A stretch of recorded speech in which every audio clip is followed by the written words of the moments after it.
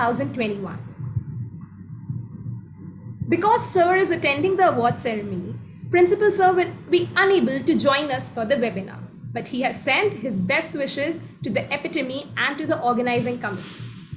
I now invite our Associate Professor Iti Dandona, distinguished academician in the field of economics, to welcome our distinguished speaker, Dr. Ajay Sethi, and enlighten us with the words of wisdom. Yeah, thank you, Devanshi. Good evening, everyone. On behalf of Shivaji College and Economic Society, Epitome, I extend a very hearty welcome to our distinguished guest, Dr. Ajay Sethi.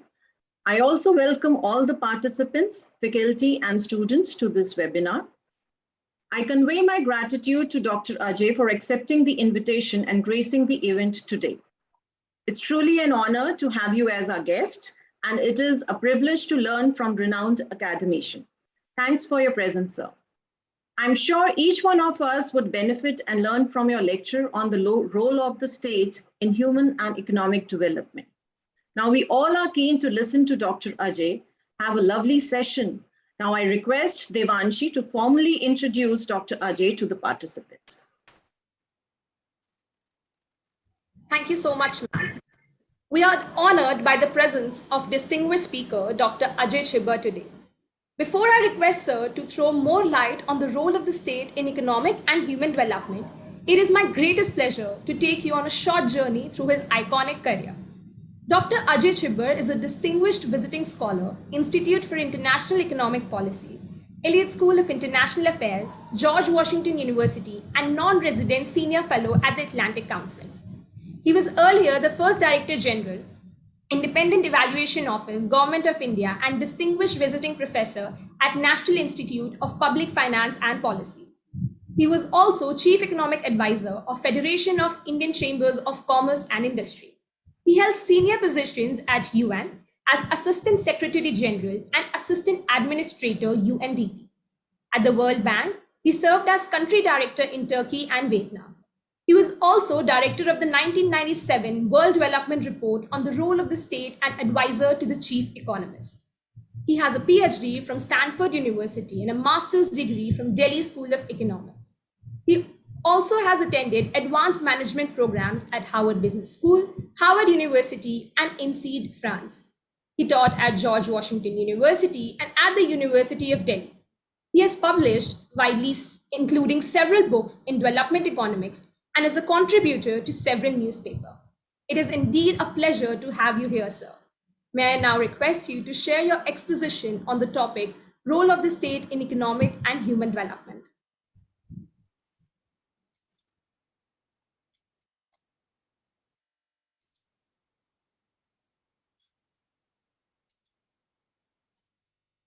Thank you very much. Can you see the screen? Yes, sir, it is visible to us. Okay, thank you so much, Devanshi. Thank you so much, Professor Dandona, and to Shivaji College for this very kind invitation. I'm sorry you can't see my face, but actually it might be an advantage because you have very nice pictures you already shown of me, so that should be sufficient.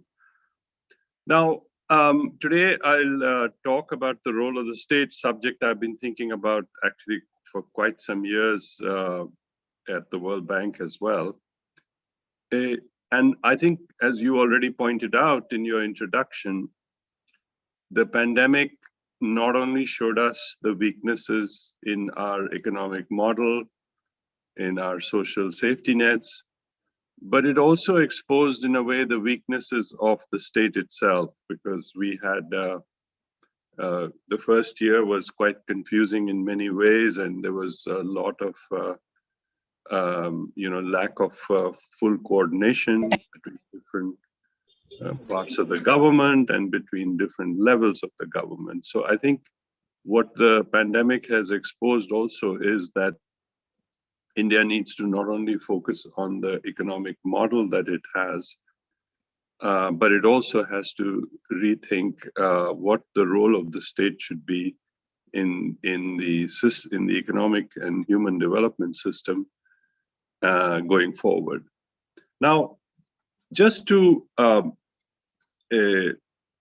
let's see, how do I move this? Yeah. Just to capitulate where we were before the pandemic, I put together this table on human development. Human development, by the way, includes income, education, and health. So it does already include income in it.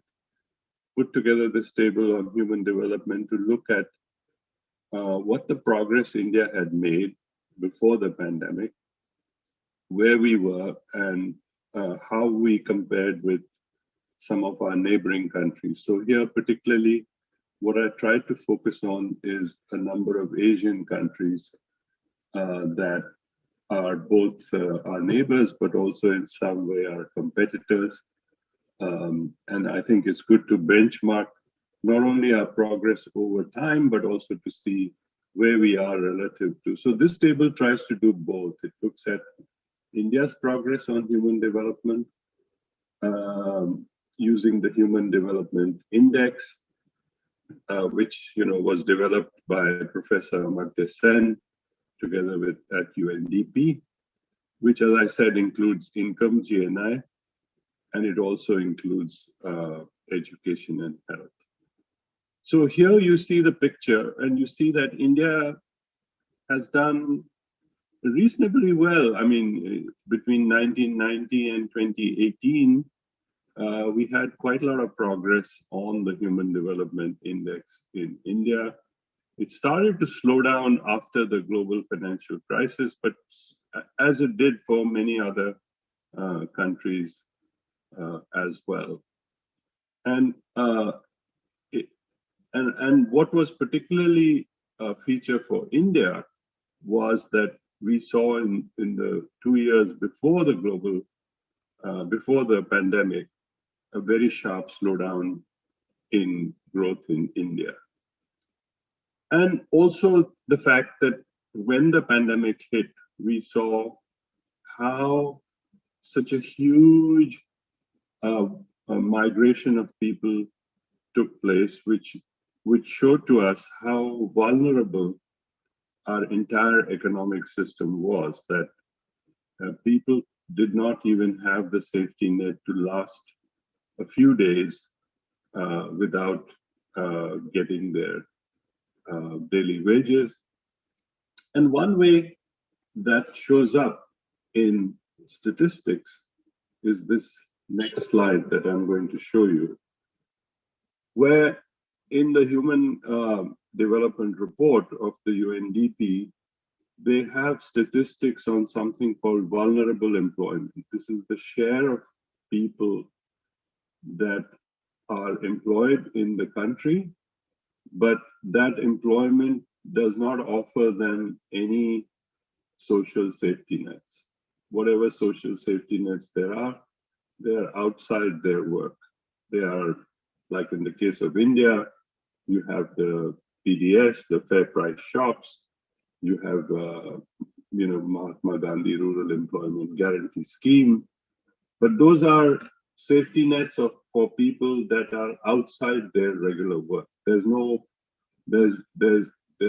very few people working in India, or much less than in other countries, let's say, that have some sort of a safety net that is associated with their employment. So when you look at these figures across the world, and I've got this chart here to show how India is a huge outlier, that is almost 77% of people who work in India have what we call vulnerable employment. And it's much larger than even in Bangladesh, which is hard to believe. Of course, much larger than Thailand or Malaysia or some of the other countries that you see on that chart. And what's interesting also is that India is an outlier. That is, at its level of its human development income, India's vulnerable employment should be actually much lower. It should be close to 50%, but it's actually as high as 77% in India. And that then showed up in the pandemic very visibly as well, because people, once there was a lockdown in 2020, you could see, millions of people streaming back to villages, uh, and, uh, and because they basically couldn't survive for a few days without the daily wages that they were getting. So a lot of this is what we call vulnerable employment, and India is a complete outlier on this. Now, what I did was for a recent paper for the Human Development Report, I estimated that if you adjust the India's Human Development Index, a picture of which I showed you earlier, that we had made progress on the index itself, but we were still very vulnerable to the kind of progress that we had made, because the nature of our employment leaves many people still very, very vulnerable. And this has, there are a variety of reasons for this. If you want, I can go into it in Q&A, but I won't dwell on it for now. But here, what I tried to show is that if you subject the system to certain shocks, so here we have 1% shock, 2% shock, 5% shock, and probably the pandemic was greater than 5%, even close to 7, 8, 9% shock. Then you see how quickly the index itself, India's Human Development Index, starts to go down. So it starts with a level of 0.647, but with a 1% shock, it drops to 0.57. With a 2% shock, it drops to 0.49. With a 5% shock, it drops to 0.26. Which means that India, when these shocks hit and when you account for the vulnerability, India is not a middle level human development country. It's actually a low level human development country, because once the vulnerabilities are taken into account, which is what we call the vulnerability adjusted index, then India's development itself is hugely vulnerable to the kind of shocks that we are seeing, and those that we will continue to see. By the way, I also calculated India's vulnerability adjusted human development index to climate change related shocks. So basically natural disasters like hurricanes or floods and stuff. And there the vulnerability is somewhat less. Partly it's less because India is a very large country, and therefore if a natural disaster like a hurricane hits, say, Orissa, it affects a smaller part of the country, and the rest of the country is able to help, in this case, say, Orissa, handle that emergency. Anyway, so I think what the pandemic has also exposed to us very much is how vulnerable is the economic model that we saw the progress that India had made. Growth had accelerated, particularly before the global financial crisis. We had started to show massive reductions in poverty. Our education and health indicators had also gone up. But what it has shown is that it's very fragile. The whole progress has been quite fragile, and that we need to make some adjustments. Now I come back to the role of the state. And because also the pandemic, as I said, exposed the fact that India's state apparatus to deal with these situations had a lot of weaknesses and vulnerabilities. Now, the role of the state, if you look around the world,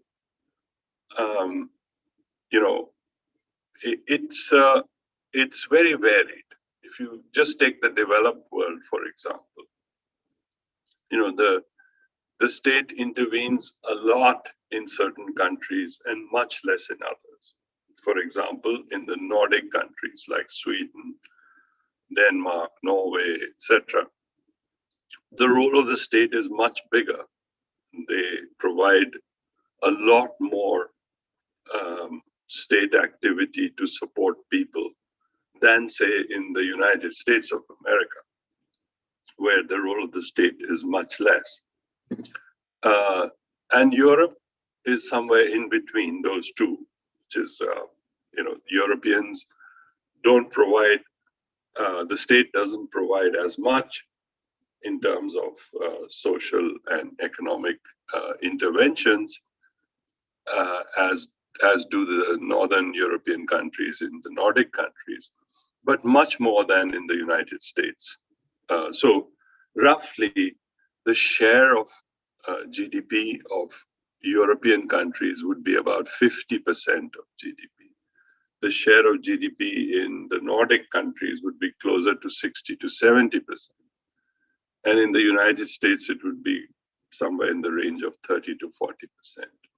So you can see that even among the most advanced countries of the world, the role of the state can be very different because the social contract that exists between citizens and the state is very different. In the Nordic countries, pretty much from the day you're born to the day you die, the state intervenes in some way to take care of you and also regulates the economy in very considerable ways. Whereas in the United States, it's much less in terms of many of these social interventions, at least. It's changing after the pandemic a little bit now. And Mr. Biden, the new president in the United States, is trying to expand the role of the state. But there's a lot of resistance here to that as well. So the point I'm trying to make is that if you're a developing country like India, when you look at where the rest of the world is, it's not so obvious, that there is a blueprint out there. You can choose. You can choose how much to intervene, where to intervene, and different countries have followed different paths on this, and they have different structures on this.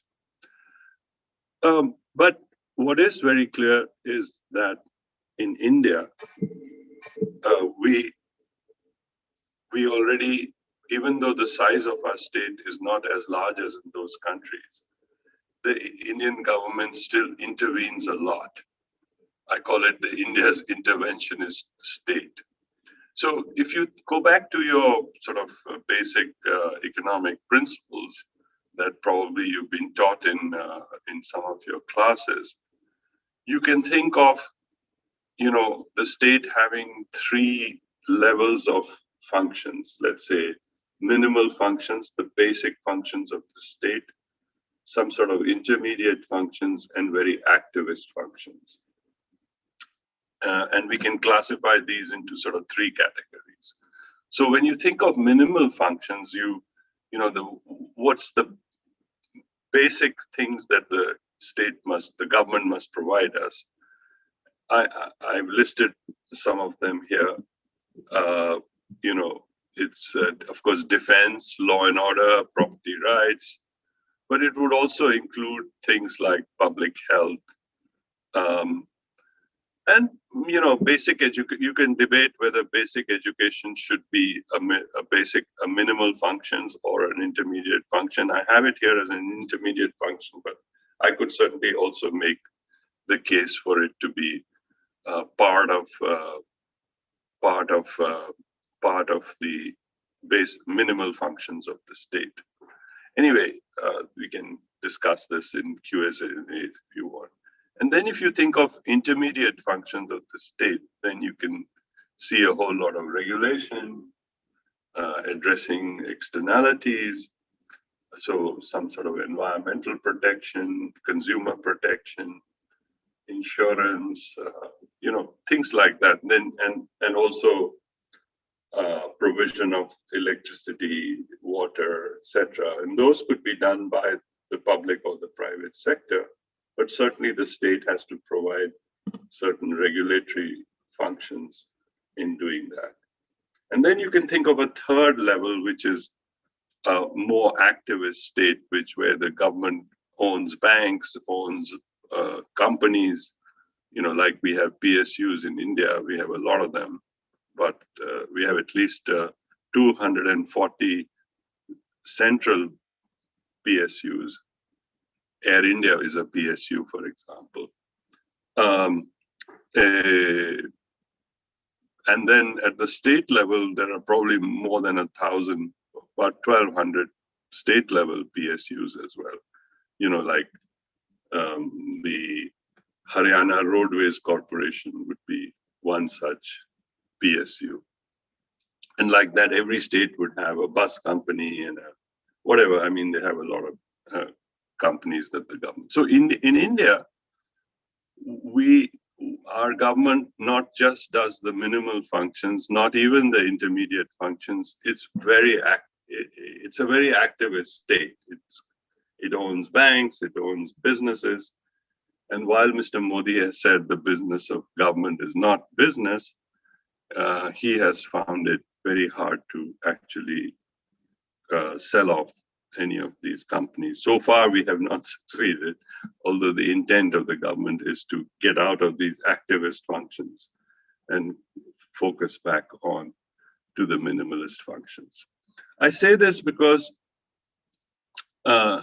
it explains to a large extent the weaknesses of the Indian state. That is, its capabilities are not that great, but it tries to do too many things. Let's see, my screen has frozen. Okay, here. Since all of you are economics students, I tried to visualize what I was trying to say here in a graph. So in this graph, I have the scope of the state on the y-axis, on the x-axis, sorry, and the effectiveness of the state on the y-axis. The point I'm trying to make, the scope means how much intervention does the state do? It's not just a question of size. It's a question of how many things does it get itself involved in. And I use the word scope of the state for that. And India's state is very wide in its scope and hugely interventionist when you compare it to many other countries. So here we can see that as the scope of the state goes up, increases, the effectiveness of the state for a little while goes up, but then it reaches some optimal point. And after that, if you start to do too many things with limited resources and limited capabilities, then, the effectiveness of the state goes down, or the government goes down. And of course, you can also have governments at different levels of capability. Some would argue that, say, the Korean government has more capabilities than the Indian government does, because it has more resources, perhaps, to take care of things. Or for that matter, the Swedish government would have more capability than the Indian government does. So you can think of these graphs going up, shifting upwards depending on your level of capability. But at any level of capability, the more you try to do, there will be some optimal point after which you will be less and less effective. So when we start thinking of how to reform the government, we have to think in terms of at least two steps. One step is, how do we first bring the scope of the state, what it tries to do, to an optimal level where it is today, meaning given its current level of capabilities, where India is today, how do we then reduce the scope of that state to improve its effectiveness? And then over a period of time, how do we try to improve the effectiveness of the state? Now, when we think of the state, we have to realize the role of the state. we have to realize that we're talking about, we have at least three branches of the government. We have a parliament, we have the judiciary, and we have the executive, right? So, and reforming any state is a very, very difficult subject. China carried out economic reforms in 1980, but about 15 years later, in 1995, they carried out a major reform of their government because they realized that all these economic changes that they were trying to bring about could not really happen unless they modernized their government. They improved it in significant ways to make it a more effective instrument of policy that if they wanted to improve education or health or etc., they had to modernize their administration in order to be able to deliver some of these services better. If they wanted to regulate the new private companies that were coming up in China, then they had to have an improvement in the way the regulatory system of China was functioning. So they carried out a major reform in China in about 1995 to modernize the Chinese administration. Now, India started its economic reforms in 1991. And Dr. Manmohan Singh did recognize that we would need to modernize our government as well. And that our current government, which we had in a way inherited almost from British times, was unsuitable for a 21st century economy. So he established something called the Administrative Reforms Commission under Mr. Moily. This commission actually did finish its work almost 15 years after we started our reform, just like the Chinese started their reforms in 1980 and did a major reform administrative reform in 1995. India did the same. It started its economic reforms in 1990 and then did a major reform established the Administrative Reforms Commission, which produced a massive report, which is available in public under the chairmanship of Mr. Moily, which had 1,600 recommendations. But perhaps because it had so many recommendations, or perhaps because there was an election that came, from UPA 1 to UPA 2.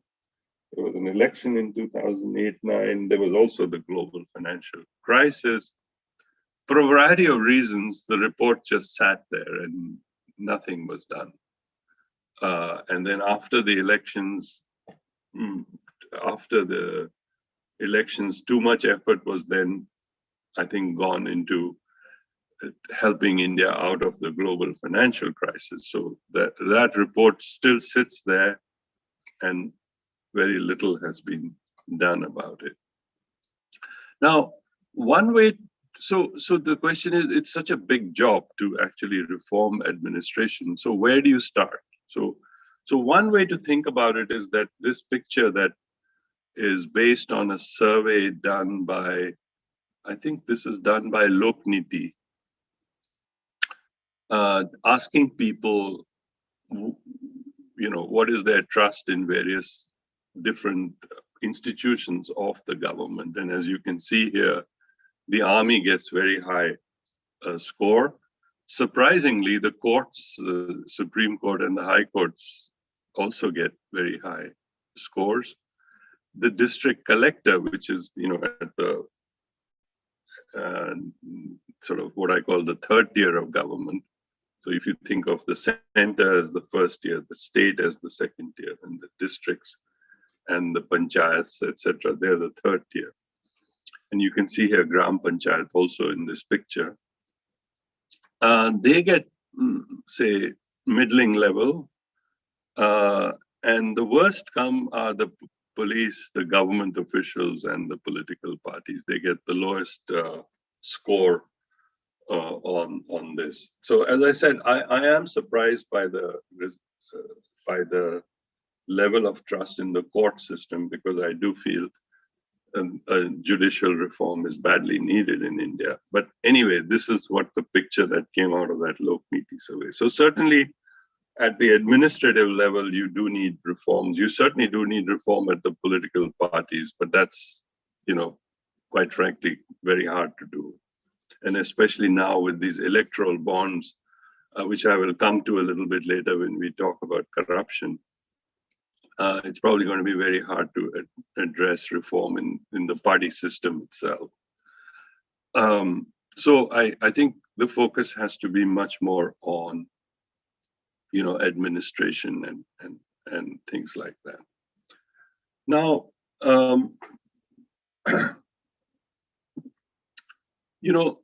so as I said, the scope of intervention in India is very large, but the size of government itself is not so large. In fact, the term I use is India has got a boutique government. Government is very expensive, but it's quite small actually. And as many people have pointed out, when you look at the structure of administration, there, you see shortages of teachers, you see shortages of health workers. Basically, there's a shortage of technical people, but there's still a lot of people employed in government. And a lot of them are doing non-technical jobs. I mean, you go to any government office, you see lots of people hanging around, carrying files, these Nadewala files, as I call them.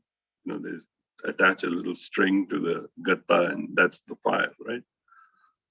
By the way, that was developed by a British junior secretary, because they had to move the capital from Delhi to Shimla, and all the files would get, and they had to carry them in mules. So all the files would get messed up. So he developed this system of putting a gatta with a nada on top. And that's how the filing system of India was developed, so that they would arrive from Delhi to Simla in some order, because the capital used to shift twice in those days. Anyway, we carried on that system from then on.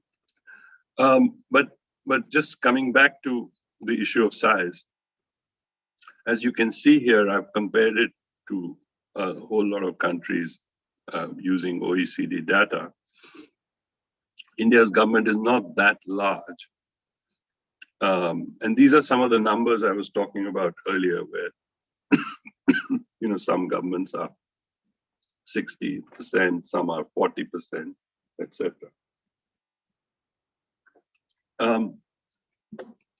And here you have revenues as well as expenditures.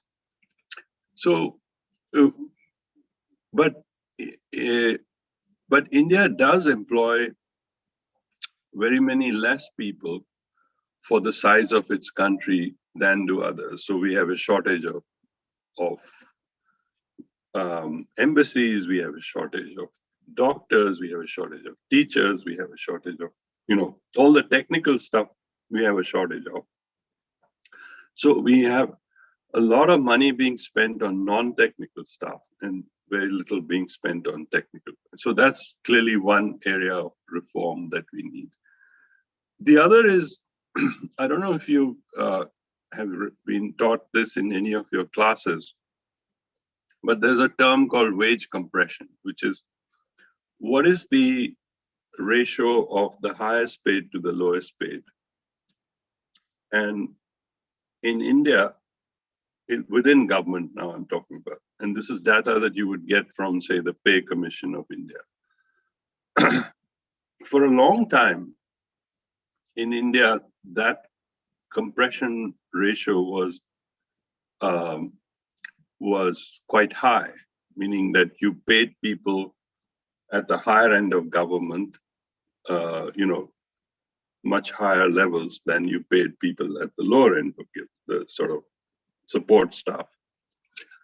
But under our socialist system, gradually that compression ratio got reduced and reduced. So today it's as low as 3. And what that means is also that at the lower end of government, when you look at all the guys who carry the files, the drivers, etc., when you add up all their emoluments, they get paid a lot more than anybody in the private sector at that level. I mean, whereas at the higher end of government, when you look at, say, secretary level people, people who have huge discretionary power, their salaries are way below the private sector. So people who have to make real decisions in government get paid much less. So over time, what you end up with is less and less competent people wanting to join government and more competent people wanting to join the private sector. So that's another issue that needs to be fixed. Now, here, the question also comes, why do we see some institutions of the government that seem to be quite competent, whereas others are really in a very bad mess? And here I want to quickly say, a former colleague of mine at the World Bank developed a system to study this. And this is something that, hello? There's some noise that I can hear, but anyway. So he classified government functions into transaction volume and specificity, and started to put different parts of the government into various quadrants based on what's the volume of transactions that a government agency has to perform and how specific are those functions. And so here you see that I did this for India. So things like the Reserve Bank, the Election Commission, the Space Authority, they have one-off transactions. I mean, they don't have too many transactions. The RBI has to fix the interest rate, once in a while, and the space agency blasts a rocket once in a while, and the Election Commission conducts an election once in a while. And their task is very specific. It's very easy to say, this is what you have to do, and here's the specific thing. And then the same is not true for, say, the judiciary or the police or for even teachers. And, it's very hard for the primary education, the number of schools is huge. How you judge performance of a teacher is not that easy. And how to ascribe a reason for low performance is also not easy. It could be the teacher, it could be the school supplies, it could be, lack of nutrition among the students. I mean, it could be a whole host of things, right? So specificity is very difficult to ascribe. So anyway, here you see a picture that I've tried to put in 4 quadrants, different types of, in higher education, like where you are, Shivaji College, the transaction volume is much less, but the specificity is also quite low. I mean, how do you judge performance is not that easy, right? As you all know. I mean, you can have grading systems, etc., but still, how do you ascribe where the problems are? And I'm sure Shivaji College deals with it, and your principal deals with all these issues in significant ways. But anyway, this is more generic that I'm trying to point out. So one solution is that you then need to shift more and more where the volumes are very high, specificity is low. You need to think of ways in which you can have these much more devolved to lower levels of government. Like, at a district level, you will have less transactions than you will have at the central level. So you think, okay, now if I can devolve decision-making on many of these to that level with some overarching set of rules, then I will get a better performance for schools or so for example, in Kerala, if the parent-teacher authority or the local panchayat has some say in the hiring of teachers, then teacher absenteeism will decline because, you know, they will say, well, we are paying you, so you better show up to teach our children, right? So something like that. So anyway, you can think of a whole classification system and how you can think of subsidiarity and how, and I think India is over centralized in many ways. And particularly for a country of India's size, it needs to be devolved much more. Now, what has happened, of course, is that we have had several finance commissions, and particularly we just finished with the 15th Finance Commission, and particularly the 14th Finance Commission recognized this to some extent and shifted more and more resources from the center to the states. But it's not, which is a good thing. But think of, you know, UP. UP is a state with the size of 230 million. If it was a separate country, it would be the 5th largest country in the world. So just shifting money from Delhi to Lucknow is not enough, right? When you're dealing with issues of how to deliver services better to people. It's still too large. So you have to go to the next level. And the third level of government in India, the mayors and the panchayats, that's where the biggest weaknesses in India are. This is completely opposite of China. We think of China as a centralized communist country, but actually when you start looking at how money is spent within government, very large, more than 50% of money in China is spent by local government, not even state level government, local government, mayors, village level, you know, that level. In India, less than 5% is spent at that level. And the revenue base of that, of panchayats and mayors is very, very weak. So they're highly dependent on transfers. And they have very little discretionary power in how to spend money. As I said, completely opposite of most developed countries, but even countries that recently developed like China, completely opposite of China. So we think of China as a very centralized country, but actually day-to-day decision-making on where to spend money, how to run the schools, how to run the health center, how to run your whatever, garbage system, etc., water. Everything in China is done at a very, very lower level of government, not even at the state level, at what we call the third level of government. So that's one way to address this issue is that India has to move much more into that. And here I want to say that it's not enough to just be transferring money from the center to the states to, our whole tax system is very top heavy. And GST probably has made it even more so. One low-lying, what I call low-hanging fruit is property taxation. Property taxes in India are very, very low. It's amazing how, when you consider the price of property in India and what taxes are paid against it. Now, in most countries, property taxes are used as a mechanism for the lower level of government to raise resources and provide many basic services in the United States. Property taxes pay for the entire education system at the school level, and for roads and for all the local roads and all the utilities, etc.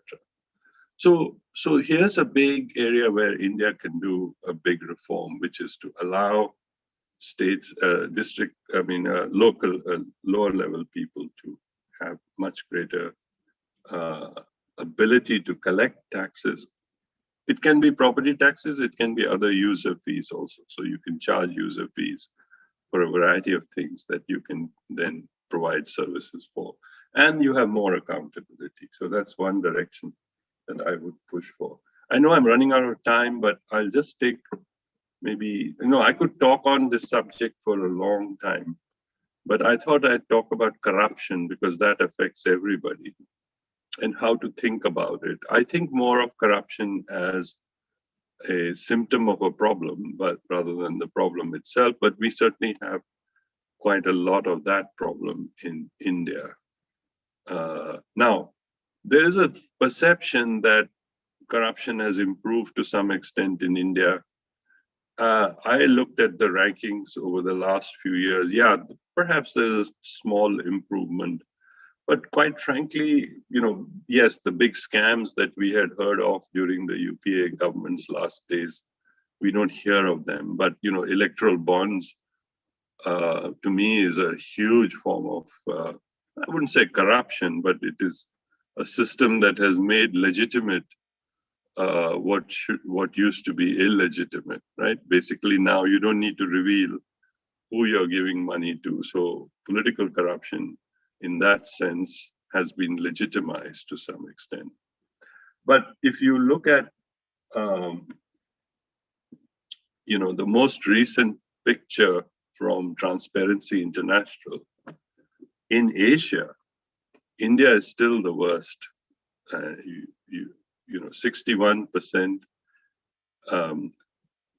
had a contact with an official, didn't pay a bribe, but 39%, which is the highest in Asia, which is hard to believe. You think Indonesia and even Myanmar and all these are very corrupt places, China too.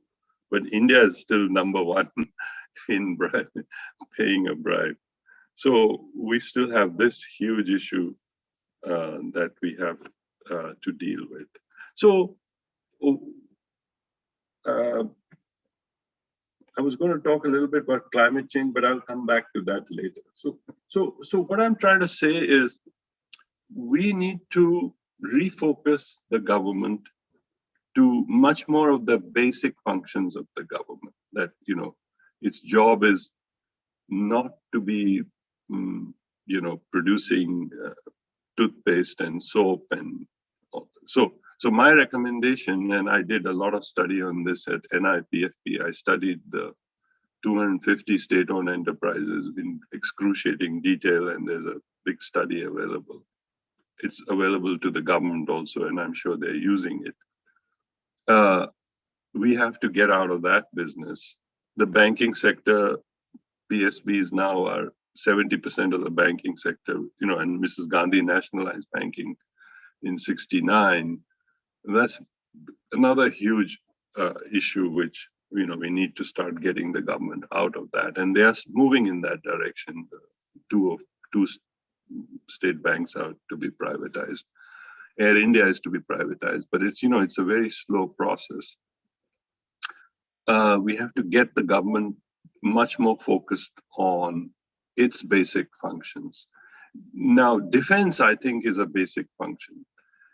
India, even under the Modi government, is neglecting defense hugely. If you take out the OROP, the one rank, one pension, if you take out the pension component in our defense expenditure, actual defense expenditure today as a share of GDP is the lowest since 1950. You hard to believe that we have China threatening us, Pakistan bothering us. And today our actual defense expenditure is one of the lowest that we have ever had in our history. If you take out this OROP, the pension. So if you focus on, so we have to refocus government on defense, on education, on health, on climate change, on disaster management, get it out of the business of, running telecoms and airlines and banking, where we are spending a lot of money. So that's one part of the reform. The second part of the reform is we have to devolve government to the lower levels of government.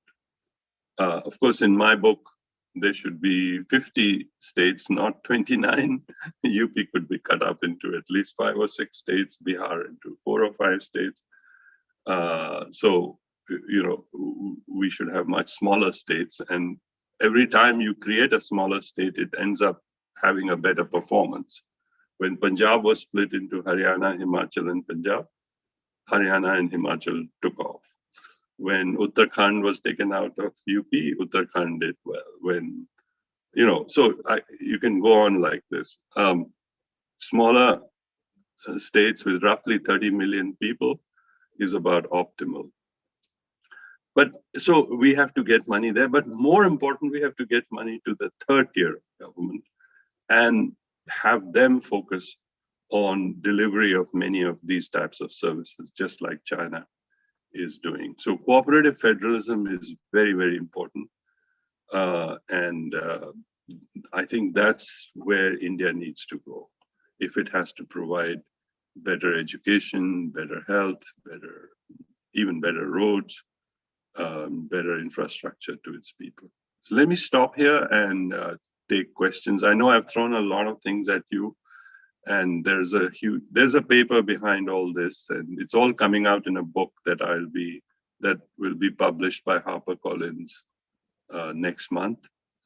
But I'm happy to answer any questions as well. Thank you. Thank you, sir, for sharing your explanatory vision on the subject. It was indeed insightful and inspiring. May I now request Ms. Nikita Gupta, Assistant Professor, Department of Economics, to take the queries of the participants. Thank you, Devanshi. Thank you, Dr. Chibba, for such an insightful and enlightening session. I've personally learned a lot of things from your session, and I'm sure my colleagues and students in the department also feel the same. I would now proceed with the Q&A session. We have some questions for you from the registered participants. How would you like to take them? Should I say one at a time, or should I say two or three at a time, and then you would address them together? It's up to you. I mean, I could do them one at a time, or if there's a cluster of questions which are of similar topic, then I can take those together, whichever way you prefer. I'd be happy to do it either. All right. So I'll take a few of the questions which are very similar to each other together, and then you could maybe address them collectively. Okay. So the first question is, in which part of the Indian economy do you think that the government knows that India is lagging behind, but still not enough efforts are being made? The second of them is, in which sectors do you think government interference is more than required and which is hindering the economic growth of the country?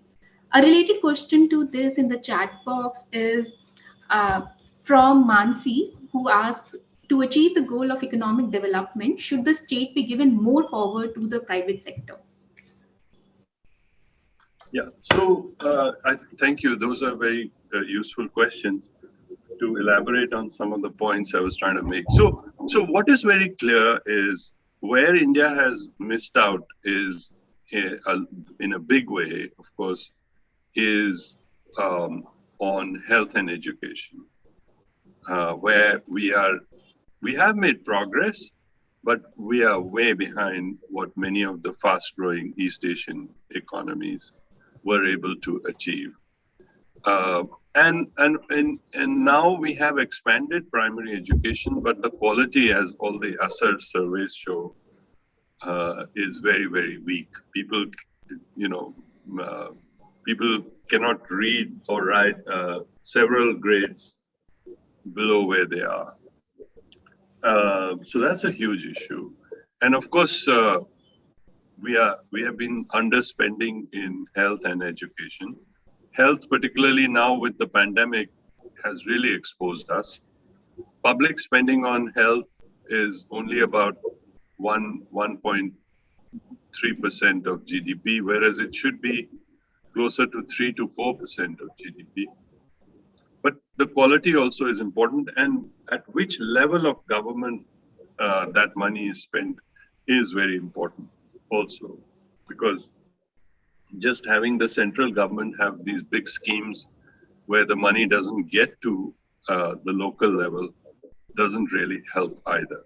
So those are two huge areas which we have neglected, and it will be India cannot really go very far. It will be stuck in a middle income trap unless it fixes health and education. And sanitation also. I think the link between health and sanitation is now so obvious. The link between malnutrition and sanitation is so obvious. And now, of course, the Modi government has focused on it in this toilet programs, etc. But just building toilets without adequate water is not going to solve the problem either. And we have a lot of reports of people who had gone off open defecation now going back to defecation, etc. So those are two big areas. Now, the areas where we can release resources very significantly is, of course, on all this money that is wasted in public sector banks, in Air India, in the crores and crores of times we have had to, replenish or put money into these sinkholes, as I call them, is huge. I mean, it's not clear at all why India needs a public airline. Many countries don't have a public airline and do quite well. Same with MTNL and companies like that, the telecom companies. Now we have private telecom. So, but what we need is more effective regulation. We need proper regulation. And that's where the focus of the government should be, not in the provision of many of these services, but in the proper regulation of them, so that fresh investment comes, competition is there, and consumer interests are also being protected. Those will be big switches I would make. And I would also focus a lot on how we deliver social assistance, because right now what we have is what I call a product based. So we focus on providing wheat and rice, and and of course this was good during the pandemic that all those migrants got free rations. But most middle income countries have moved away from this kind of provisioning towards cash transfers to people. So, for example, we have the one nation, one Ration card now. They've come up with this scheme. And the question I ask is, why do you still want to give them rations? Why don't you give people cash in their bank accounts now that you have this Jan Dhan scheme? And then let them, certainly in the urban areas, you don't need this kind of ration system. What I mean is you need to modernize the social assistance programs also going forward. I hope that addressed some of those questions. Yes, yes. So this partly addresses the next question as well, in which the student asked, how can state avoid economic crisis in the times of a big disaster, like in times of COVID? But I think you've already answered it. It's by investment in health and education. Would you like to add to that? Yeah, I think so. Disasters we cannot avoid disaster, but we can be much better prepared for them, right? So it's how do you reduce the vulnerability? The charts I showed you on how vulnerable is our population, so that when a pandemic hits, how many people then fall back into poverty. That's huge for India. As I showed you, the vulnerability adjusted human development index is very big. So you can't avoid that. We cannot know when a pandemic will hit or another kind of disaster, but we can be much better prepared for them if the economic system and the social safety net system that we had developed was much more robust for these people. And that's, I think, where the government should focus. Health education, but also social safety nets for people who may then fall back into poverty once they get hit by a disaster. So that's where India needs to spend more resources rather than pouring money into recapitalizing state banks and constantly recapitalizing Air India. And, the amounts involved there are so huge. I mean, we could have educated our people twice over for the amount of money that has been spent on some of these. And there, when you look at the banking system, for example, and you ask, whose fault is it? Well, it's just everybody, the politicians, the crony capitalists. I mean, the amount of loans that were given to people, in the in corporate sector, the loan melas that politicians love to give out, directed lending. Then you have, it's just unbelievable how we have lived with a banking. So I didn't show you this chart today, but India's banking system is the most inefficient in the world. If you take the ratio of lending rate to deposit rate, the difference, it's called the banking intermediation ratio. That's in India, you will not believe it. We think of our banking system as not so bad. We've never had a crisis, which is true. But on a daily basis, that intermediation ratio in India is close to over 500 basis points. It's 300 basis points in China. It's 250 basis points in Vietnam even. It's 150 basis points in Malaysia. India is over 500. It's like Russia, with an oligarchic banking system. So we have had so much inefficiency there. And a lot of it is coming because we have these state banks that are run like, it's public money, basically. So I think that's why we need to completely refocus.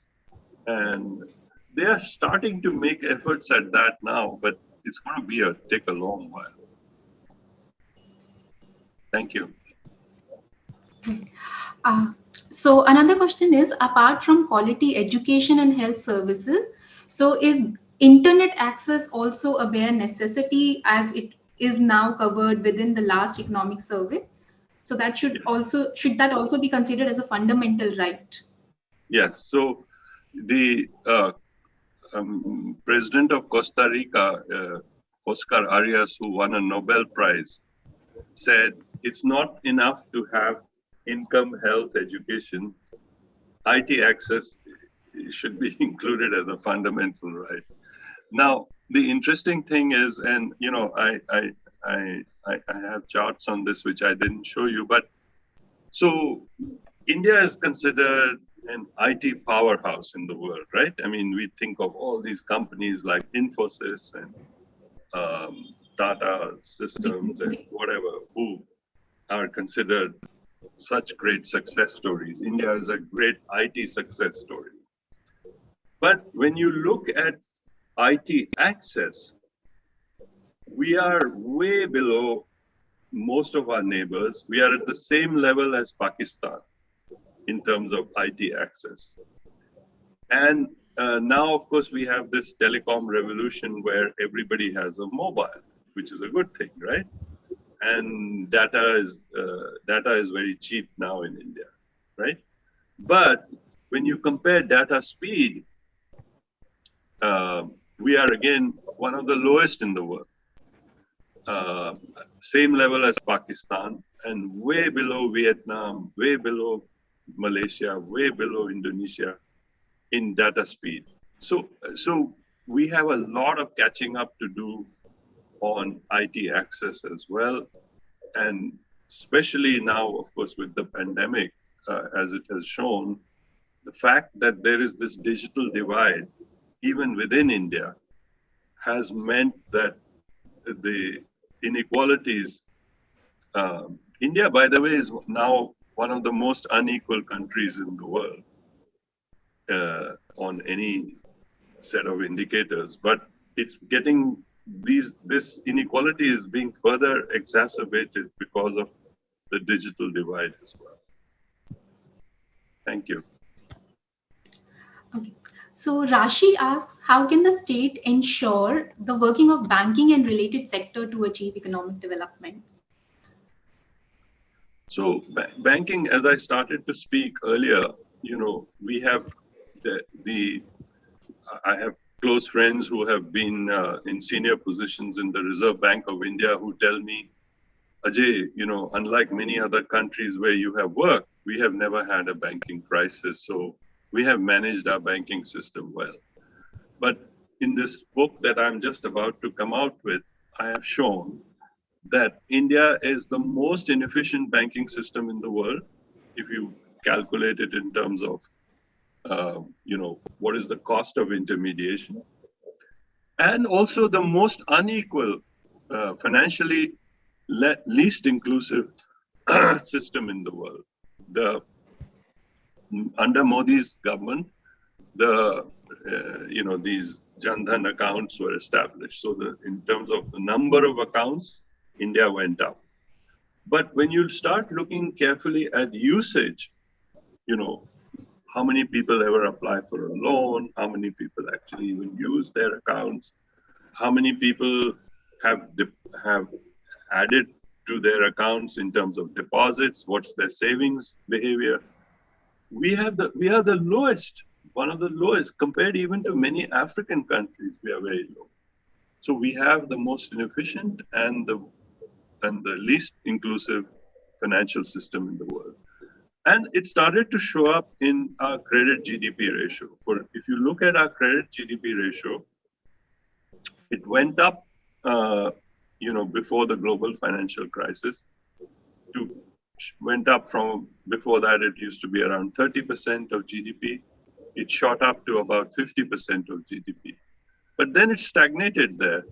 And it's been there around 50% for a while, because with so many bad loans, NPAs, so many requirements for directed lending, basically banks are not lending money anymore.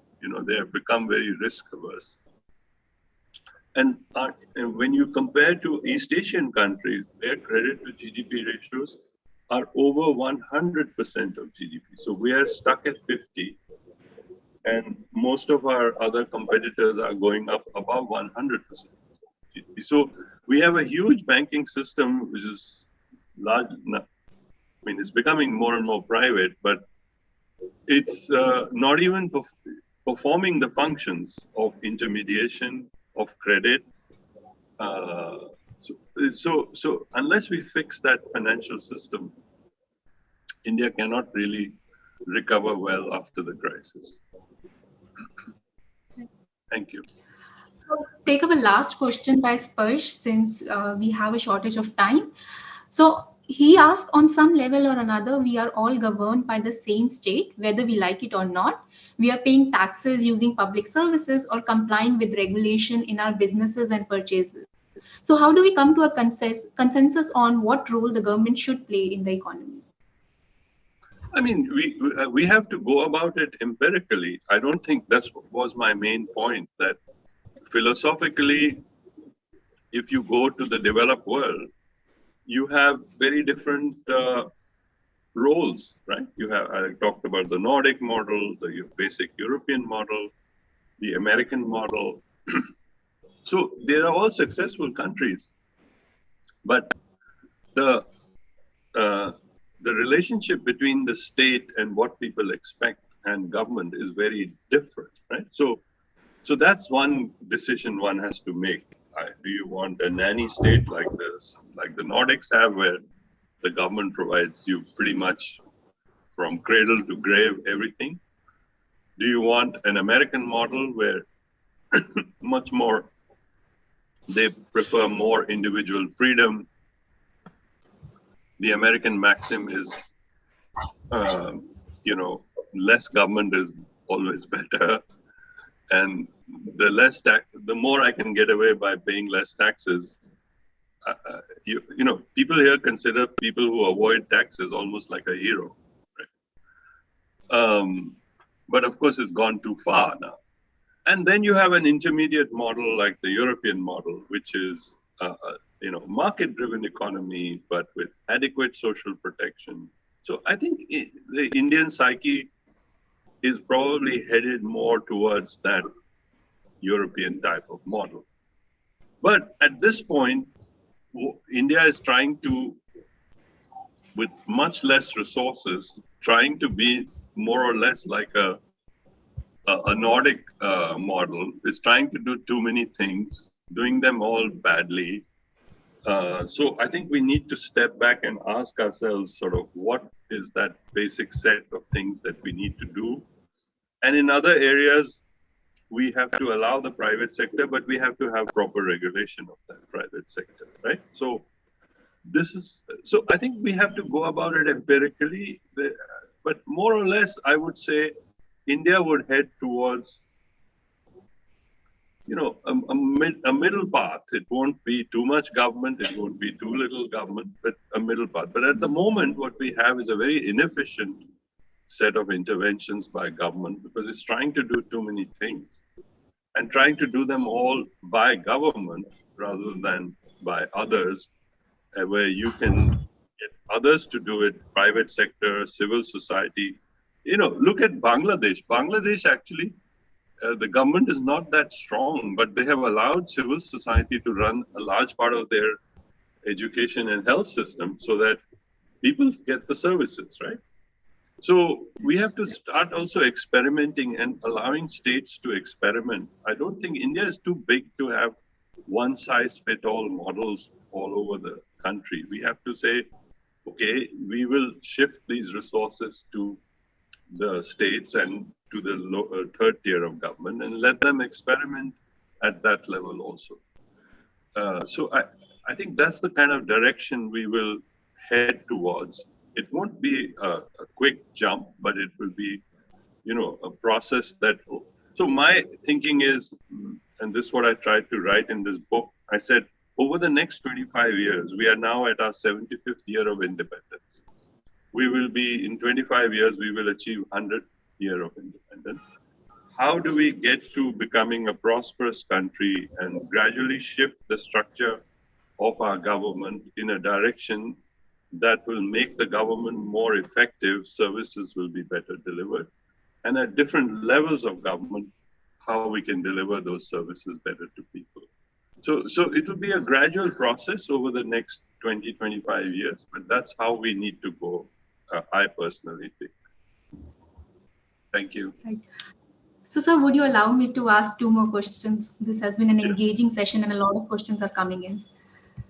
Sure.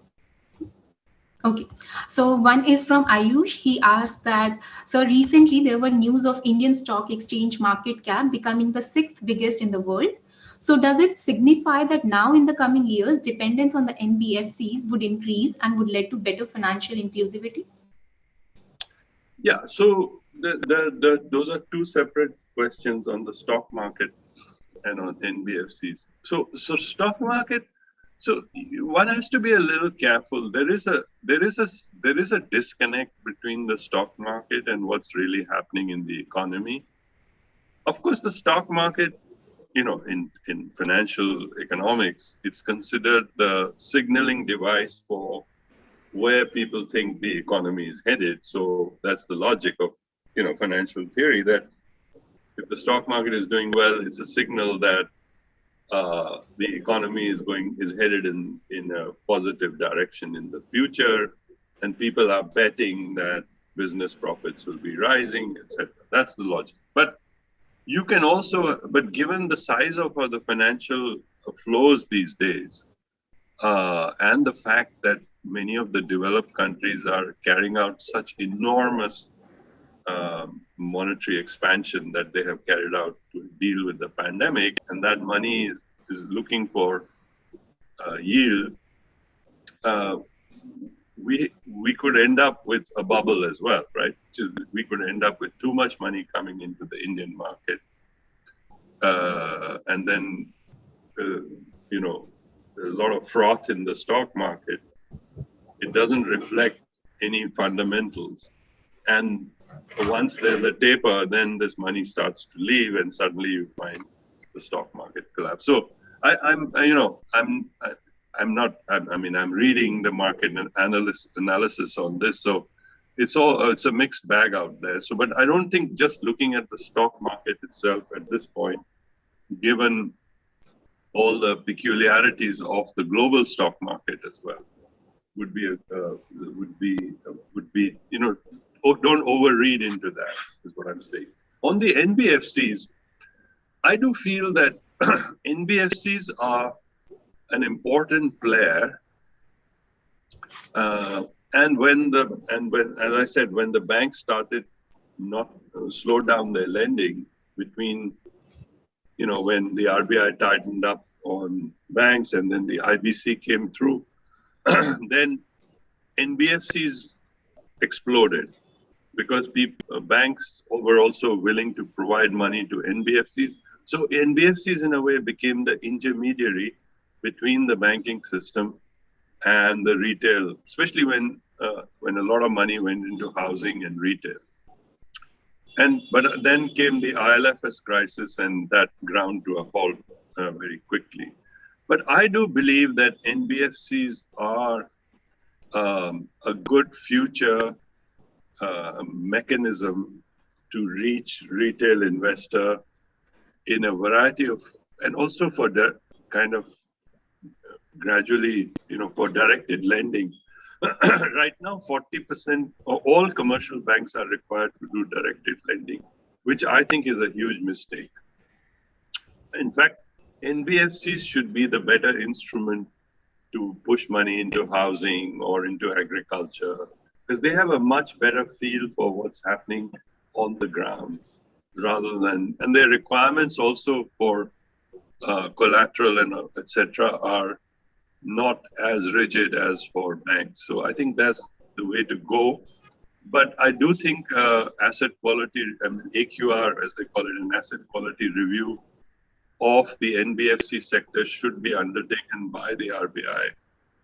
And then they should be sorted out into those that are strong and healthy and can move forward, and those that are very weak. But this will all have to wait till we get over, this pandemic, of course. Thank you. So I'll just take up the last question from Sumit sir.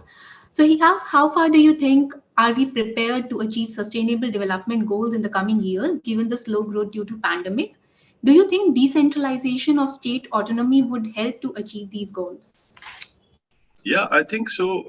I'm a strong believer, because now more and more we see that electoral politics at the state level is very much determined by performance. That is, that in election after election, we see that lack of performance means that people throw the government out, and good performance is often being rewarded by, There's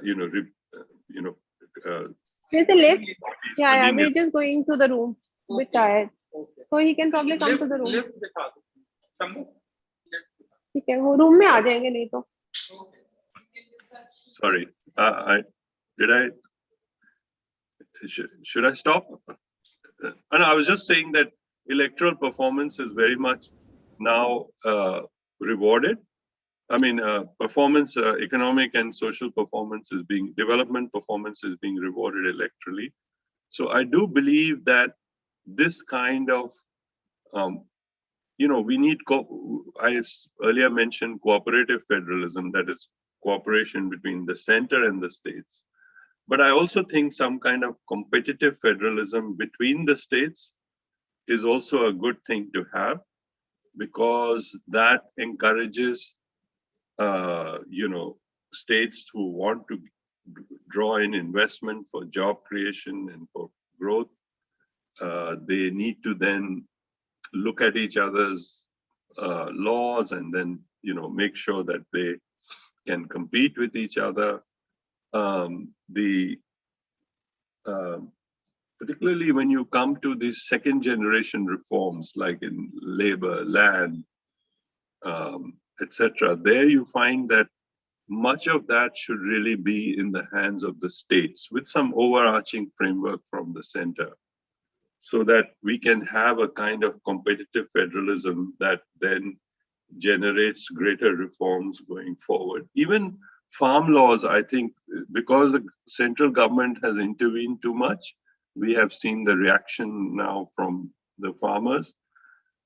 This issue should be handled much more at the state level, and more experimentation should be done at the state level. What India needs is, of course, a reform in agriculture, but not just tinkering with some, central laws. It needs a second green revolution in Eastern India. I mean, those kind of things will have to happen much more through the states. You can provide money from the center, but the decision making must be left much more at the state level.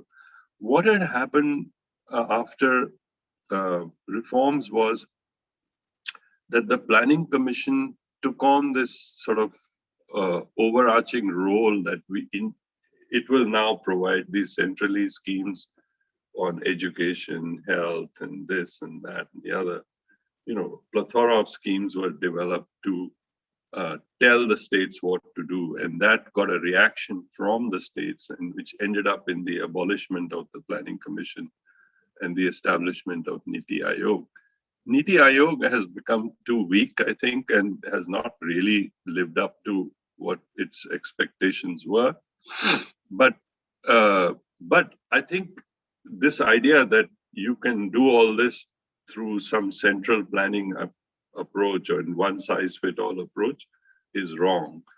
In fact, many of what we are seeing as good reforms today were started at the state level. For example, the PM Kisan scheme, which is a direct income transfer to farmers, was actually started in Telangana, I think, first, the Raibadu scheme. So if you allow states to experiment to solve their problems, I think you will have much faster growth. If you look at China, this kind of competitive federalism drove China very aggressively. First, the coastal states competed with each other. Then the more internal states started to want to draw capital from the coastal states. So they did reforms to draw in that capital. So this kind of process, I think India needs to have much more. Thank you. Thank you, sir, for so wonderfully addressing the queries of the students. With this, we would move to the concluding ceremony of today's event. I would invite Mr. Sumit, Assistant Professor, Selection Grade in the Shivaji College, to propose a vote of thanks formally now. Sumit, sir.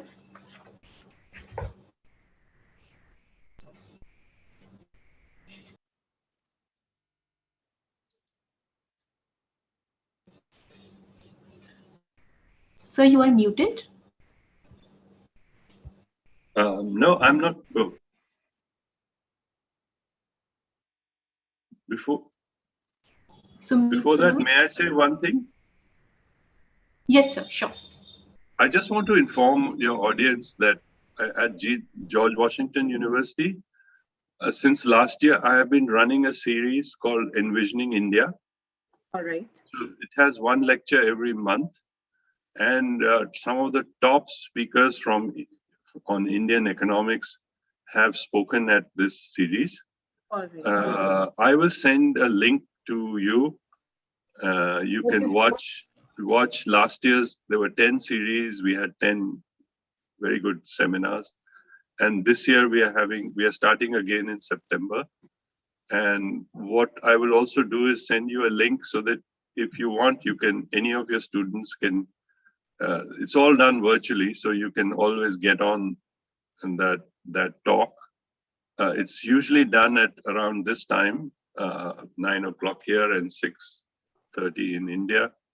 So I hope your students will be willing and able to avail of this opportunity also. Sure, sir. Sure. Yeah. Okay. Sumit, yeah.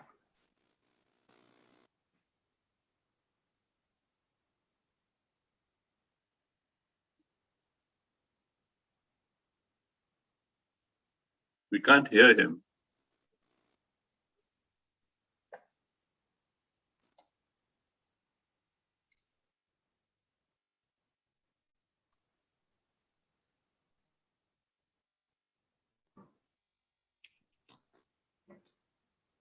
So can you hear me?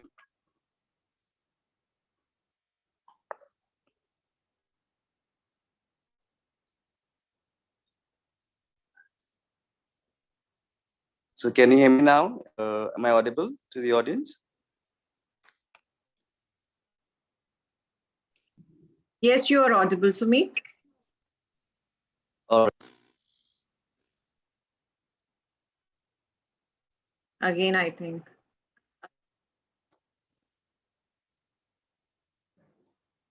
Can you hear me? Yeah. I'm sorry for this. Okay, so on the behalf of the college and principal sir and Dr. Shiv Kumar Sehdev, the faculty and the students, I take this opportunity to propose vote of thanks to all who have contributed to this webinar. And at the outset, I would thank our esteemed chief guest and resource person, Dr. Ajay Sethi sir, who despite his busy schedule has found time to grace the occasion. Thank you, sir. We are really enlightened with your knowledge and presence. I would also like to thank our principal, Sir Dr. Shiv Kumar Sehdev, for his enthusiastic support. And a special thanks to the organizing committee, teaching staff, non-teaching staff for their unflinching support and coordination. And our heartfelt thanks to our dear students for active participation. With all these warm words, I would move to the end of today's webinar. Thank you so much for gracing this occasion, sir, once again. It was lovely listening to your views and thoughts on this topic. Thank you, everyone. Thank you, Sumit sir, the entire faculty of the Economics Department of Shivaji College, and to all the student council members for their efforts throughout. We appreciate you all for being here. We are sharing a feedback form in the chat box. You all are requested to fill it. Thank you once again for joining us today, and we'll see you next time. Till then, stay safe, stay connected. Thank you so much, Dr. Ajay. Thank you so much. Thank you all very much. Yeah. Bye-bye. I'll send you the links. Yeah. Yeah, sure. Thank you. Yeah. Okay, thank you so much. Bye. I request all the teachers to switch on the camera and students also, so we can have a group photograph.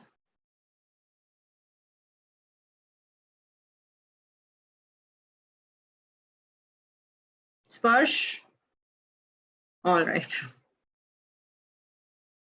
Tushar.